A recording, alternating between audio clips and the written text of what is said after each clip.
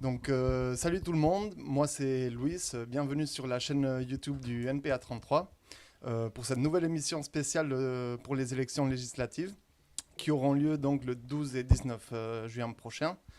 Donc, étant donné que les médias ont une fâcheuse tendance à ignorer les candidats et candidates qui ne rentrent pas dans le moule républicain, aujourd'hui, ici, on se donne le temps de vous présenter les candidatures du NPA33 sur les circonscriptions de la Gironde et de leur donner la parole pour écouter leurs analyses et leurs propositions. L'objectif de cette émission, c'est donc de parler des sujets qui nous semblent urgents, des enjeux de ces élections législatives du mois prochain, et au-delà de ce rendez-vous électoral, des perspectives politiques pour les révolutionnaires, la jeunesse et pour les travailleurs plus largement. Donc pour cela, nous comptons aujourd'hui avec la présence des camarades Monica Casanova, François Dorel et Isabelle Larroquet. Donc bonjour à tous les trois. Monica, donc tu es enseignante, militante syndicale et élue municipale à Lormont. Tu te présentes sur la 4e circonscription de la Gironde, c'est-à-dire sur la rive droite de Bordeaux, face à l'élu sortant Alain David du PS, qui se présente à sa réélection, cette fois-ci sous la bannière de la NUPES. Avec ta suppléante Christine Hérault, professeure des écoles à la retraite et élue municipale à Senon, vous portez la voix des quartiers populaires des travailleurs au conseil municipal depuis des années. Mais vous n'êtes pas des politiciennes professionnelles. Donc merci d'être là. François, tu es postier, agent de production à la PIC de Cestas. Tu te présentes sur la 3e circonscription qui comprend donc Bordeaux Sud, canton 4, Bègles, Talence et Villeneuve-d'Ornon. Ta suppléante est Chloé Joubert, enseignante de lycée, et vous vous présentez sous le mot d'ordre de l'urgence de la révolution et vous appelez à être fiers de voter révolutionnaire alors que vous avez en face l'élu Loïc Prudhomme de la NUPES. Isabelle, donc tu es infirmière et tu te présentes avec Élie Lafargue, ouvrier licencié de l'usine Ford à Blanquefort, dans la 1re circonscription, soit les différents cantons de Bordeaux-Centre et le Bouscat. Donc vous appelez, comme Monica, à faire, je cite, un vote utile, un geste lucide et confiant dans notre force, un encouragement pour toutes et tous à s'organiser, se mobiliser pour faire valoir nos droits, construire une société fondée sur l'égalité et la justice, la coopération des travailleurs et des peuples, la solidarité vers le socialisme et le communisme. Donc vos candidatures sont déjà exceptionnelles, je trouve, du fait de présenter des candidats qui sont des travailleurs, de ceux qui étaient dans la fameuse première ligne pendant la crise du Covid-19, dans la mesure où vous étiez de ceux et celles qui n'ont pas arrêté de travailler en fait, pendant les confinements, dans la santé, dans l'éducation ou à la poste. Mais en plus de ça, vous portez un message différent qui ne se fait pas d'illusions sur la portée de ces élections et du jeu institutionnel de l'Assemblée nationale. Donc, pour commencer, est-ce que vous pouvez nous expliquer un peu pourquoi vous vous présentez, puis comment se passe la campagne jusqu'à aujourd'hui, et quel est votre programme de campagne à venir pour les semaines? Ouais, je vais commencer, mais je vais donner que quelques éléments, puisque voilà, mes camarades vont compléter. Comme tu l'as dit, voilà, il est quand même étonnant de voir dans cette société que les gens qui constituent la majorité de la population, ben, ils sont très rarement présents aux élections, voire voilà, représentent, portent des candidatures. C'est quand même, à l'Assemblée, c'est encore pire, hein, ne parlons pas du gouvernement. Voilà, ben, nous sommes ceux qui voulons représenter la colère et le besoin d'organisation du monde du travail. Et voilà, et on se sert des élections bourgeoises pour pouvoir porter le message qu'il faut en finir avec la société capitaliste, s'organiser.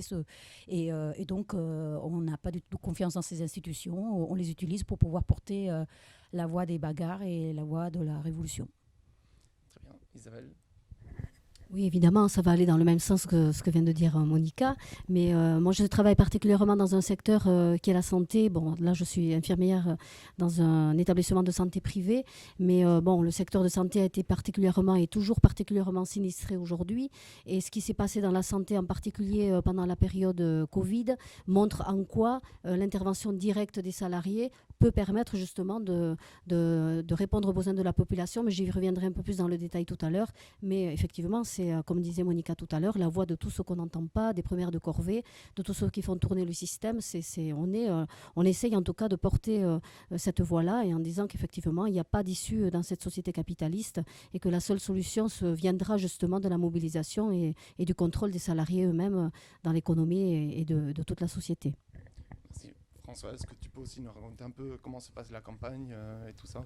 Ouais, mais bon, évidemment, ça va dans le même sens. À la fois, évidemment, on représente l'idée que les salariés doivent se mêler des affaires, mais évidemment, on a aussi un projet politique qui est, en fait, ce qu'on va essayer de développer après, mais qui est de remettre en cause l'existence même de ce système économique. Et c'est ça, je crois, le sens qui nous différencie de l'entièreté des autres candidats, et c'est pour ça que ça nous semble naturel, comme le NPA depuis son existence, d'avoir des candidatures qui représentent cette idée-là. Et il nous semble même que la situation actuelle de l'urgence climatique que tout le monde a en tête, et l'urgence sociale avec la folie dans laquelle on est, où en France, un pays très riche, on n'arrive plus à boucler les fins de mois, pose de manière plus claire, peut-être pour beaucoup de gens, l'idée qu'il est possible, en tout cas qu'il est nécessaire de changer de système économique. Et du coup, c'est ce que nous, on a l'impression qu'on vérifie quand on va devant les supermarchés, quand on va dans des cités, ou en fait quand on discute directement de la possibilité de changer le monde, y compris avec les termes de révolution. Voilà, alors il y a des gens qui ne sont pas d'accord, c'est normal, mais il y a du répondant, il y a des gens qui comprennent complètement cette nécessité, et c'est vraiment ça qu'on veut mettre en avant dans ces élections, quoi. Ok, très bien. Et est-ce que vous pouvez dire un peu, c'est quoi les événements que vous avez prévus? Qu'est-ce que vous allez faire d'ici jusqu'au jour des élections, le dimanche? Les réunions publiques, tu veux dire, qu'on a organisées, ce qu'on a prévu nous sur la première, c'est 2 réunions publiques. Donc la première qui sera le mercredi 1er, donc salle Tachou, donc à Bacalan. Voilà, à 19h. Et ensuite, il y aura une deuxième réunion publique qui aura lieu au Grand Parc, donc la salle municipale du Grand Parc, près de la mairie annexe, là, de la Poste. Et pareil à 19h. Voilà, donc on a prévu ces 2 réunions-là. Puis après, évidemment, qu'on va, comme les camarades, on va discuter dans les quartiers. On s'adresse aussi à nos collègues de travail par l'intermédiaire des bulletins d'entreprise. Enfin, en tous les cas, on diffuse des tracts un peu partout, parce que, effectivement, on ne compte pas sur la presse bourgeoise pour nous aider dans cette campagne. La campagne a commencé pour beaucoup de politiciens, mais nous, on n'est pas des politiciens professionnels. En plus, on prétend représenter en tous les cas des travailleurs, en tous les cas les gens d'en bas, de ceux qui font tout tourner. Et franchement, le micro ne s'entend pas, à part le micro du NPA. Le micro ne nous est pas beaucoup tendu pour qu'on exprime ce qu'on a à penser. Voilà, donc on ne coûte que sur nous même pour ça. Ouais, donc nous, si je dis pas de bêtises, en termes de réunion publique, il y a le vendredi 3 juin à 18h à la salle d'Aguin, ça c'est à Villeneuve-d'Ornon. Et ensuite le samedi 4, donc le lendemain, à 17h30 à Bègles, à la salle Sainte-Maurice. Et sinon, notamment les copains et les copines qui font la campagne sur la 3e circonscription, on fait des vidéos à peu près qui sortent tous les 2-3 jours. Pour, au-delà de quand on rencontre les gens dans la rue, des fois on discute 5 secondes, des fois 30 minutes, mais avoir un peu plus le temps de développer, on va dire, notre projet de société, ce qu'on pourrait faire si les travailleurs prenaient le pouvoir, pourquoi il faut le faire, comment il faut le faire. Et donc voilà, donc ça c'est visible sur Facebook, sur la chaîne YouTube et même sur Instagram depuis quelques temps. Tout à fait. Ok, donc pour essayer de mettre un peu de contexte avant de passer au sujet plus concret, donc je propose de discuter un peu sur le bilan de qu'est-ce que ça a donné ces 5 dernières années de Macron et la situation politique actuelle au niveau du pays, mais aussi à l'international. Donc on vient d'une élection présidentielle qui me fait penser aux mots de Karl Marx qui disait que l'histoire se répète une première fois comme une tragédie et la deuxième comme une farce. Donc on s'est retrouvé effectivement une fois de plus avec un second tour où il fallait choisir entre Emmanuel Macron ou Marine Le Pen, soit choisir entre la peste et le choléra. Donc le système politique français fait que à chaque fois on se retrouve à voter 2 fois et on se retrouve avec comme supposée alternative, d'un côté la continuité de l'offensive néolibérale et de casse sociale de Macron, ou la possibilité du fascisme avec Le Pen, qui ne représente pas vraiment autre chose que la version encore plus autoritaire en fait le même programme économique de la bourgeoisie. Mais du coup, je me demande, qu'en est-il pour les travailleurs et comment vous voyez un peu du coup la période avec la flambée des prix, la baisse du pouvoir d'achat, la destruction des services publics et le recul de nos droits démocratiques avec la loi de sécurité globale. Donc, quelles sont pour vous les priorités et un peu comment vous voyez les choses dans vos secteurs de travail concrètement aussi?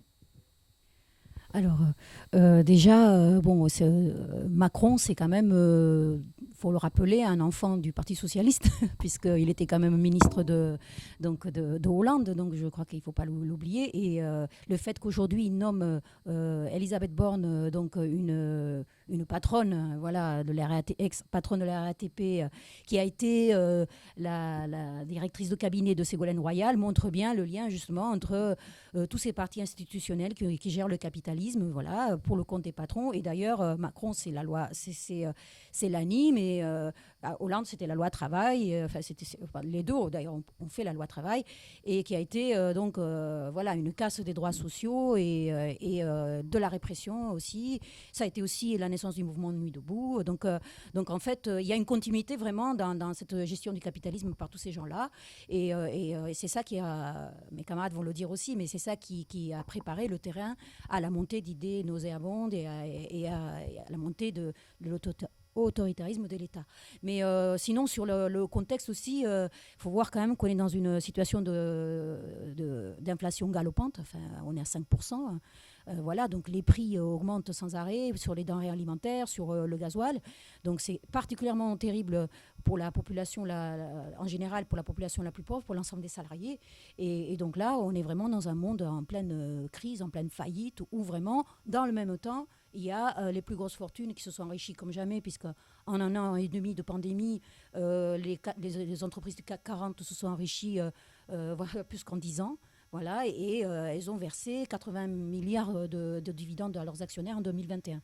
Donc, dans le même temps qu'il y a des personnes qui ont basculé dans la misère, qu'il y a de plus en plus de gens qui sont à l'aide alimentaire, voilà, qui sont carrément au fond du trou, eh bien, il y a les fortunes qui sont de plus en plus riches. Et c'est ça la situation dans laquelle on est et que va gérer Macron, voilà, avec donc d'anciens du PS, de droite, etc. Donc, voilà.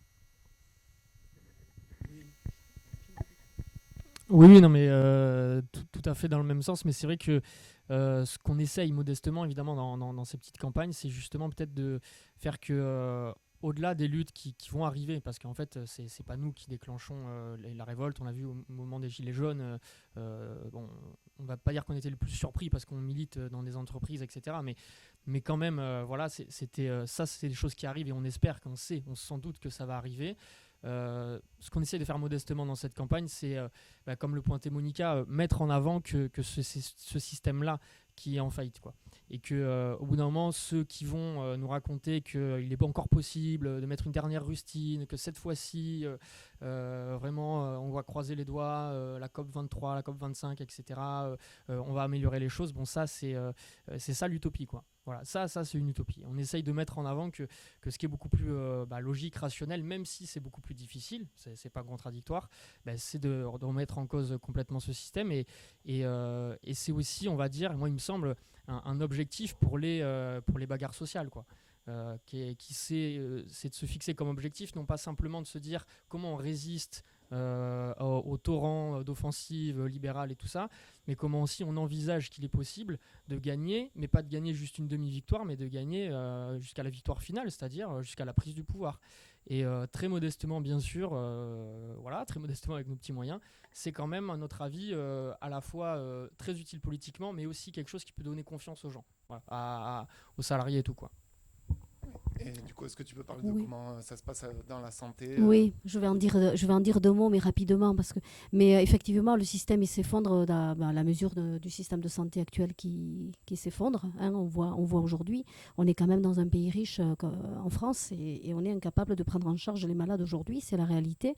Et ça, c'est quelque chose qui n'est pas uniquement le produit de la politique de Macron depuis 5 ans, c'est 30 ans, voire 40 ans de politique, voilà, d'attaque de services publics, en particulier du secteur secteur hospitalier, où il y a eu des fermetures de lits, des fermetures d'établissements de santé publics, et de suppression de personnel. Et la pandémie, en fait, quelque part, a mis en évidence vraiment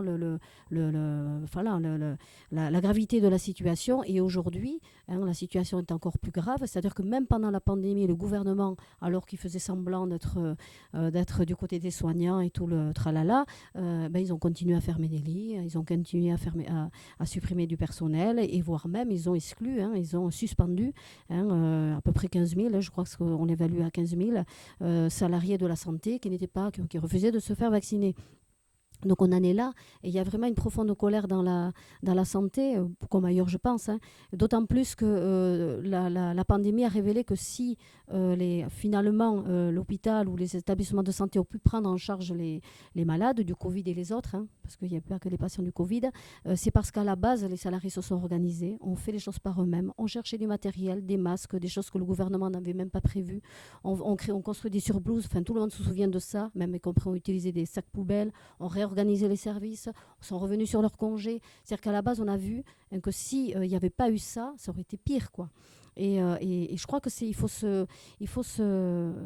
s'inspirer de ça, de l'énergie, de l'ingéniosité, y compris de notre propre classe, qui a été capable de ça, face à la gabegie du gouvernement et des patrons, qui eux, comme a dit Monica, ont été arrosés de milliards et de milliards, alors que quelques mois avant, Macron disait que pour la santé, le quoi qu'il en coûte, c'était pas possible, il n'y avait pas d'argent, etc.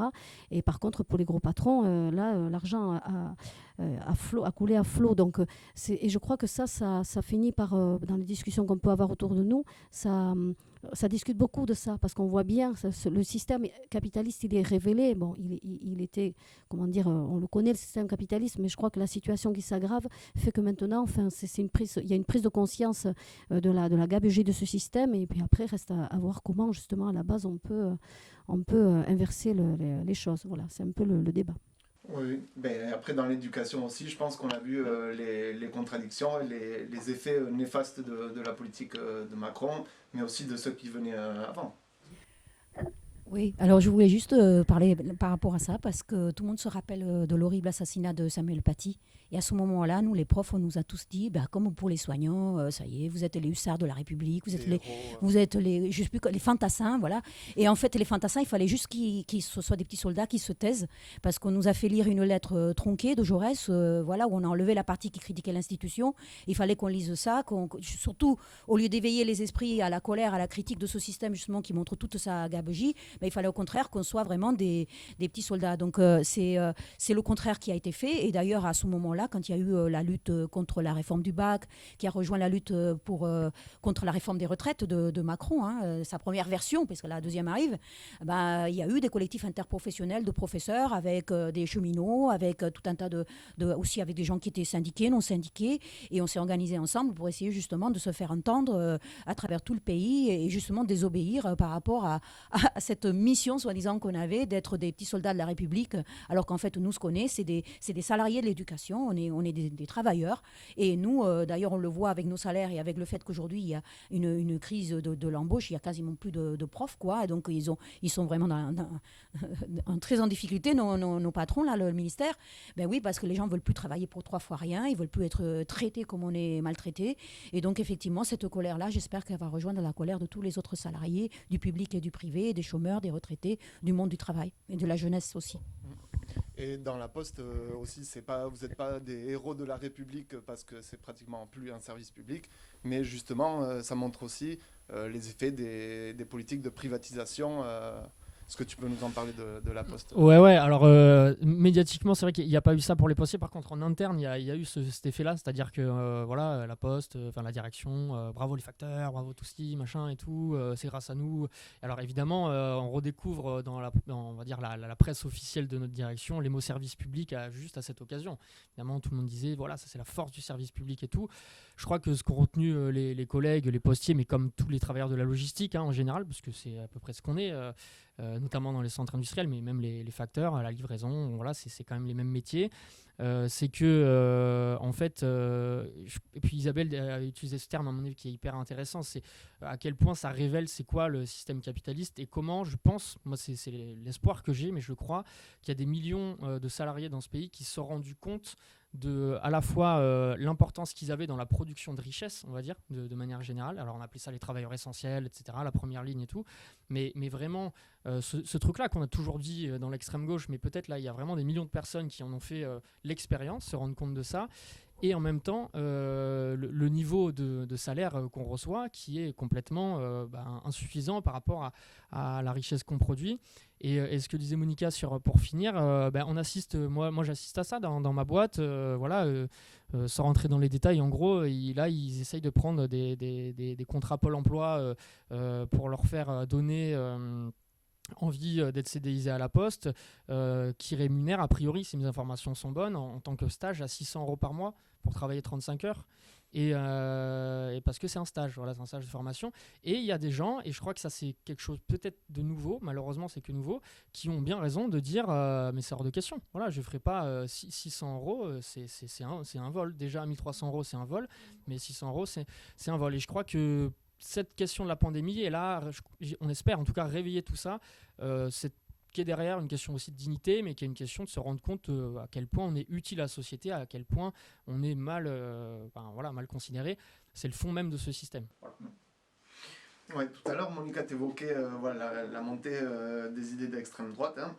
Et du coup, justement, au vu des résultats dans la présidentielle, donc on a vu Le Pen et Zemmour qui ont fait des bons scores. On voit les discours et les idées réactionnaires qui semblent gagner du terrain et sont omniprésentes en fait dans l'espace médiatique. Mais on a vu aussi comment le gouvernement Macron semait en fait les graines pour que fleurisse ce genre d'idées nauséabondes. D'ailleurs, si on observe les résultats, on constate que en fait, c'est aussi le cas parfois au sein de notre classe. Du coup, qu'est-ce que vous pensez que peut faire vos candidatures face à la montée de l'extrême droite et de ces idées réactionnaires ou plus largement, qu'est-ce qu'on peut faire comme classe des travailleurs face à ça? Alors, je crois qu'ici, ça va faire consensus. Que l'extrême droite, Zemmour autant que Le Pen, bien qu'ils veuillent, surtout elle, veuille se montrer très sociale, vraiment, ça ne représente pas du tout notre camp, ça on est d'accord. Mais cela dit, s'il y a pu y avoir des milieux populaires qui ne se sont pas abstenus et qui ont voté Le Pen, c'est bien parce que les partis institutionnels de droite, de gauche, ils se sont complètement discrédités. Et donc, du coup, il y en a certains qui ont dit on va essayer celle qu'on n'a jamais essayée. C'est certes une millionnaire, mais bon, voilà. Et donc, c'est un vote de désespoir, mais c'est un vote de colère et qui montre bien le discrédit total de ces gens-là et le fait que, justement, aujourd'hui, tout ça, c'est pourri, c'est fini. Et c'est pour ça qu'on se présente, c'est pour ça qu'on s'organise, c'est pour ça qu'on pense que les idées révolutionnaires, c'est l'avenir du monde, parce que tout ça, c'est les rebuts de la société qui sont le produit de toutes les politiques qui ont été menées ces 40 dernières années. Pour rajouter quelque chose après ce qu'a dit Monica, moi je pense qu'il n'y a pas de lutte contre les idées d'extrême droite sans le fait d'encourager notre propre classe à prendre ses affaires en main. C'est-à-dire que là, effectivement, s'il y a un vote de démoralisation ou de gens qui pensent effectivement qu'en votant pour un autre camp social que le nôtre, ça va changer. Mais je pense que la réponse, c'est on l'a dans notre propre classe, c'est-à-dire encourager ce qu'on disait, tous ceux qui ont pris, tous ceux qui travaillent, tous ceux qui font tourner la société, ou malheureusement ceux qui sont privés de travail, etc., c'est ceux qui sont essentiels dans la société aujourd'hui, parce que bon, c'est la majorité de la population, mais il faut l'encourager à faire de la politique pour son propre camp, c'est-à-dire en défendant les idées de la lutte de classe, de la solidarité avec les peuples du monde entier, et en refusant la division qu'essaient de créer ces partis à la fois de gauche, de droite et d'extrême droite, de diviser notre camp social, en portant ces idées-là. Et ça, c'est en encourageant nos propres collègues de travail, les gens avec qui on vit autour de nous, à faire eux-mêmes de la politique pour leur propre compte.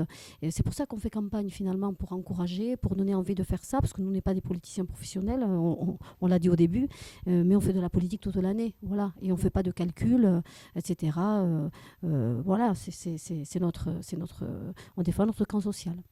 Justement, tu veux intervenir 30 secondes, mais je crois que en fait, c'est dans un certain sens, il y a une espèce de course de vitesse sur la critique du système. Et alors évidemment, c'est une fausse critique, c'est ce que les camarades ont expliqué.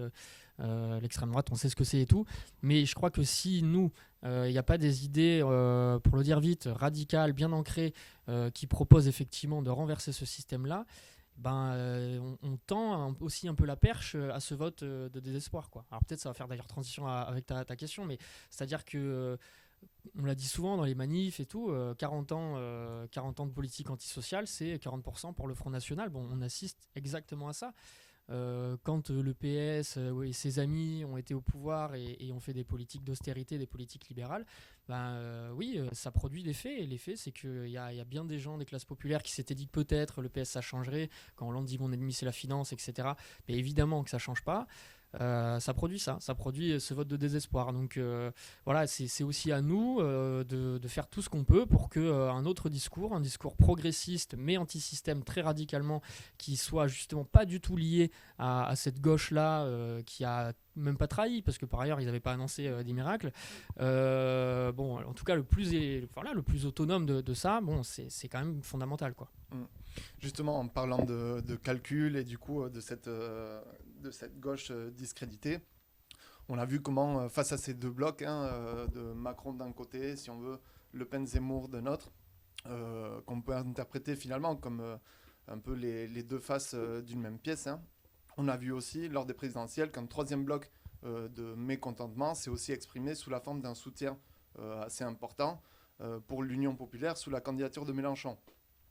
Donc depuis, on a vu comment ils se sont tournés assez rapidement, en question de quelques heures, vers le PCF, les Verts et ce qu'il reste du Parti socialiste.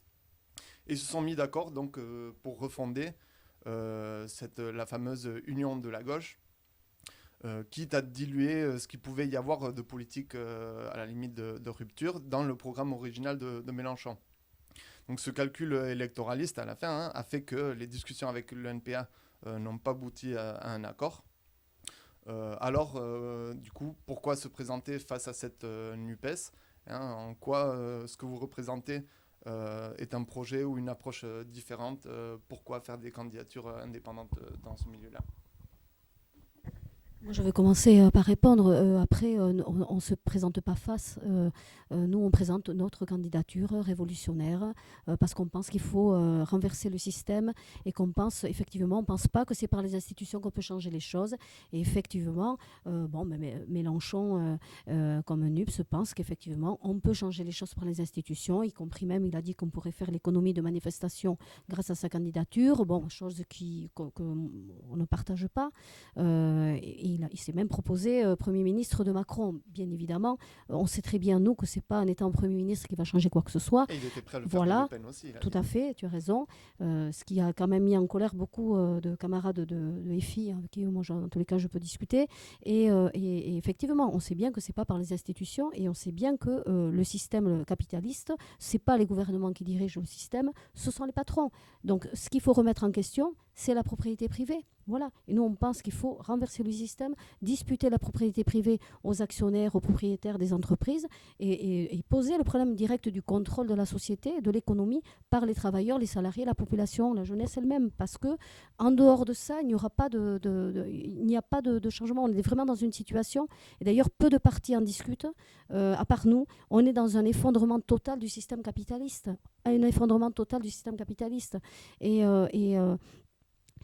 François le disait tout à l'heure, qui va forcément susciter des révoltes. Il y en a eu partout dans le monde, il y en a eu en France y compris, 2016, 2018. Il y en a eu, d'ailleurs, le gouvernement a dû reculer sur la réforme sur les retraites, donc il faudra qu'on remette ça. Mais parce que la politique de Macron, ça va être l'accélération de la politique qu'il a menée depuis 5 ans, donc de toute façon, il va falloir remettre ça. Mais ça pose vraiment le problème du contrôle de l'économie par les travailleurs eux-mêmes. Bon, et c'est là où on a un désaccord. On ne se présente pas face, on ne se présente pas contre, on se présente pour nous, pour les travailleurs. Il se trouve que, de la même façon qu'il y a d'autres révolutionnaires qui se présentent que nous, c'est-à-dire Lutte ouvrière, il y a le POID, etc., surtout les camarades de Lutte ouvrière, mais ça pose quand même aussi le problème de ces organisations, dont nous, révolutionnaires, qui sommes un peu dispersés dans cette campagne, comme on l'a été pendant les présidentielles, alors que finalement, on est d'accord sur une chose, c'est qu'il faut renverser le système. Et du coup, face à la gravité de la situation dans laquelle on est, ça pose clairement le problème de comment on s'adresse ensemble à tous ceux qui veulent, qui pensent aussi qu'il faut poser ces problèmes politiques-là.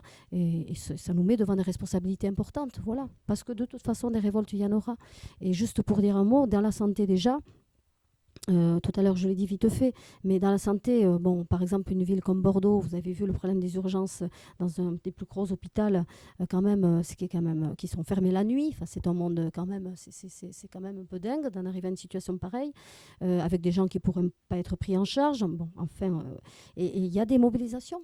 Ça suscite déjà des mobilisations.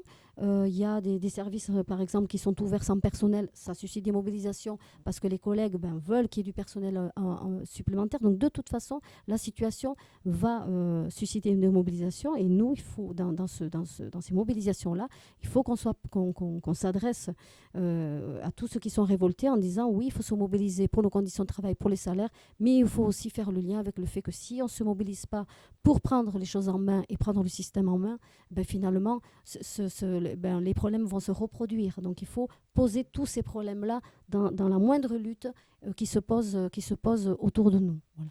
Ok, mais après, peut-être pour certains qui nous regardent, ça peut sembler un peu abstrait, mais qu'est-ce que ça veut dire, du coup, la révolution et la prise du pouvoir par les travailleurs et du coup, de la gestion de nos affaires par nous-mêmes? Non, mais je sais pas si je vais pouvoir répondre pile poil, mais je voulais juste rajouter un tout petit truc sur la France Insoumise. Tu l'as évoqué, en tout cas l'Union populaire. Nous, je crois, on est persuadés que parmi les, je sais pas, je crois près de 8 millions d'électeurs pour la France Insoumise, il y en a beaucoup, énormément, avec qui on partage au moins quelque chose. C'est l'idée que le monde va pas bien, que le monde tourne pas rond.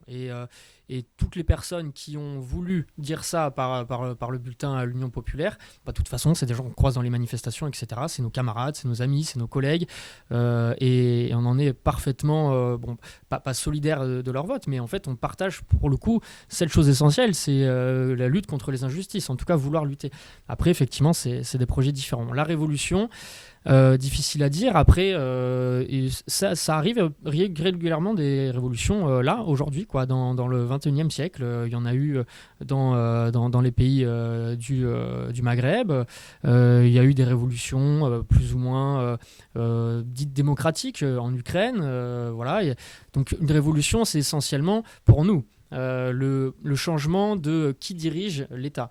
Aujourd'hui, nous, on appelle ça la bourgeoisie, c'est-à-dire les grands patrons, les multinationales, tout ça évoqué, ceux qui dirigent de fait la société. Une révolution, c'est le moment où les travailleurs seront en position de diriger eux-mêmes la société d'un point de vue économique, politique, démocratique.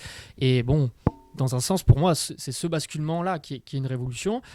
Donc, c'est pas le grand soir. Ça veut pas dire qu'il y en aura, peut-être pas, peut-être qu'il y en aura. Mais en tout cas, c'est pas une date, une heure. Si on l'avait, on donnerait rendez-vous, mais ça se passe pas comme ça. Alors, là, évidemment, c'est des hypothèses. On n'en sait en fait pas grand-chose, mais très probablement, dans un pays comme le nôtre, quelque chose qui ressemblerait à la fois ce qui s'est passé dans les Gilets jaunes, avec en même temps ce qui s'est passé dans Nuit debout, avec en même temps ce qui s'est passé il y a plusieurs décennies dans des usines qui se sont autogérées, en même temps tout ça, et qui, au bout d'un moment, s'organiserait d'un point de vue territorial et dirait qu'au bout d'un moment, le pouvoir est entre nos mains. Le pouvoir économique, le pouvoir de décision, etc. Quelque chose qui ressemblerait à ça. Moi, j'insiste sur quelque chose, c'est que ça arrive périodiquement. Voilà, c'est pas quelque chose qui est figé au début du XXe siècle, qui est arrivé une fois. Voilà. Alors nous, on est pour une révolution socialiste. Voilà. On n'est pas juste pour une révolution comme ça, on est pour dire une révolution qui a un sens politique, qui est la prise du pouvoir économique des travailleurs et des travailleuses. Mais des révolutions, ça existe. Oui, toujours dans le même sens, pour dire que des mouvements, il y en a constamment, mais ces dernières années, depuis la crise de 2008, etc., il y a une accélération au niveau mondial des luttes, puisqu'il y a eu tout le mouvement autour des révolutions arabes, mais ensuite il y a eu au Liban, au Chili, aux États-Unis avec le mouvement BLM. Enfin, il y a vraiment un mouvement féministe très important, très puissant, un mouvement écologiste de la jeunesse. Il y a Greta Thunberg, mais il n'y a pas qu'elle. Et donc il y a vraiment une émergence des bagarres, y compris dans la jeunesse, dans des milieux qui n'étaient pas politisés, qui n'étaient pas organisés. Même en Inde, un pays comme l'Inde, où il y a eu un mouvement puissant de paysans qui a aboli quand même un certain nombre de choses qui n'avaient pas été abolies depuis des siècles, quoi. Donc il y a vraiment ce capitalisme en faillite d'un côté, et puis de l'autre côté, des soulèvements de plus en plus profonds, très, très, très importants. Et donc c'est pour ça que nos idées ne sont pas des idées idéalistes, c'est pour ça que ce n'est pas de l'utopie, c'est pour ça que c'est concret. Mais cela dit, il y a besoin, entre ces mouvements-là et tout le tombereau de misère, de difficultés, de répression aussi, parce qu'on n'en a pas parlé, et puis également aussi l'ignorance et tous les problèmes de préjugés, etc. Et bien, nous, on pense qu'il faut construire un parti, il faut construire un outil à nous, en qui on ait confiance, dans lequel on ait créé des liens de confiance, de lutte, de solidarité, et qui porte les idées, justement, que disait François, c'est-à-dire le fait que cette société-là, elle est mûre pour une société communiste socialiste, parce qu'il y a déjà les moyens, les industries, on communique tous à travers la planète en quelques secondes, et pourtant l'appropriation de l'information, elle est privée.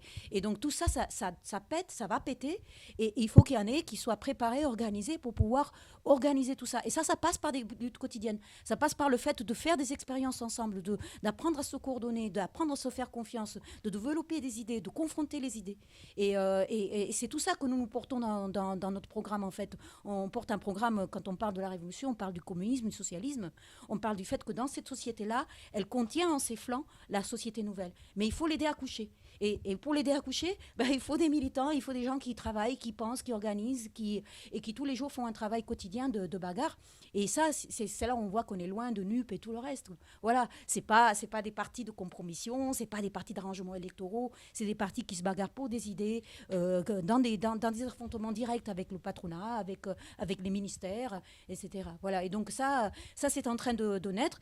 Et d'autant plus, il faudra que ce soit quelque chose qui rassemble les révolutionnaires en premier lieu, et toutes les variétés de révolutionnaires, et les nouvelles générations qui viennent à la politique.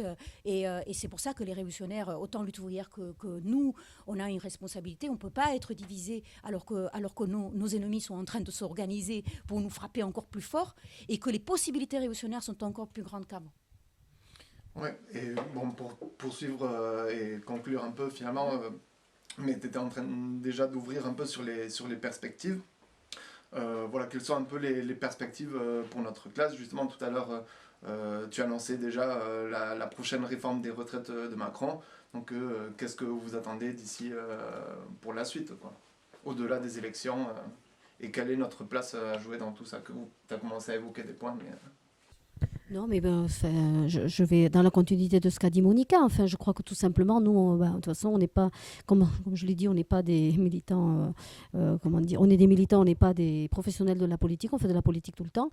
Et donc, on va continuer évidemment à défendre ces idées-là partout, là où on travaille, dans les quartiers, là où on vit, et à encourager tous ceux qui, dans la campagne, peut-être avec la campagne, ont envie de s'intéresser aux idées, enfin, en tous les cas, se disent, tiens, peut-être que je peux être utile à quelque chose, et continuer et encourager justement à que chacun prenne sa place, parce qu'effectivement, ça ne pourra pas venir d'en haut, ça ne viendra que d'en bas, de contester ce système, de contester cette propriété privée, comme on l'a dit tout à l'heure. Et c'est à ça qu'on a envie d'être utile, et effectivement, avec l'ensemble des révolutionnaires, parce que c'est vrai qu'il y a un côté aberrant, moi je dis aussi tout à l'heure, il y a un côté aberrant aujourd'hui de se retrouver éparpillé, et le débat, de toute façon, il s'impose à nous de discuter, d'échanger, parce qu'on a quand même, je pense, 99% d'idées en commun, et que et que peut-être qu'il y a moyen, au vu de la gravité de la situation, de se poser sérieusement le problème, de ne pas rester chacun dans son coin, mais de discuter, d'échanger, et d'être le plus efficace possible pour notre propre camp, quoi. Voilà. Je ne vais pas conclure parce qu'en fait tout a été dit, mais un tout petit truc, c'est peut-être parmi le travail qu'on peut faire au quotidien, c'est essayer à chaque fois que c'est possible de faire franchir cette idée dans la tête de nos amis et tout, que un autre monde est possible, qu'on n'est pas destiné, l'humanité n'est pas destinée à vivre jusqu'à la fin des temps sous ce système totalement absurde. Ce n'est pas naturel, c'est une histoire sociale, et cette histoire, elle va continuer, et nous, on est persuadés qu'une des continuités possibles, et si ce n'est la plus probable, mais il faut l'aider à la coucher, c'est celle d'une société solidaire, et en fait une société communiste, quoi. Voilà. En tout cas, on la souhaite. Tu veux finir ? finir. Oui, je voulais dire un mot aussi concernant un truc dont on n'a pas parlé, c'est que pendant la pandémie, on a beaucoup eu recours aux travailleurs ubérisés. Et il y a une nouvelle génération, y compris il y a eu des organisations chez les travailleurs ubérisés, en particulier les bagarres chez Amazon, etc. Enfin, il y a aussi de nouvelles formes de bagarres. Du nouveau prolétariat aussi, parce que souvent on nous dit, bon, mais il n'y a plus d'ouvriers, vous parlez de la classe ouvrière. La classe ouvrière, elle est encore plus nombreuse qu'avant, mais elle est diversifiée. Et puis elle est, effectivement, oui, peut-être qu'aujourd'hui on va se retrouver avec plus de travailleurs précaires, mais ces travailleurs précaires vont se retrouver aux côtés de travailleurs embauchés, et la fusion va être obligée de se faire, alors qu'avant on était séparés. Donc il y a ça, je voulais dire ça d'une part, et puis d'autre part, je voulais aussi rappeler quand même que quand l'extrême droite parade en période de recul, etc., mais quand il y a des bagarres comme il y a eu pour la réforme des retraites, ou quand il y a eu en 95, on se rappelle encore avant, quand il y avait plein de gens dans la rue, l'extrême droite, elle n'était pas là. Elle était cachée. Voilà, et donc il n'y a pas de fatalité par rapport à ça. C'est les bagarres, c'est l'organisation collective et qui fait enterrer les débris de l'humanité, quoi. Voilà.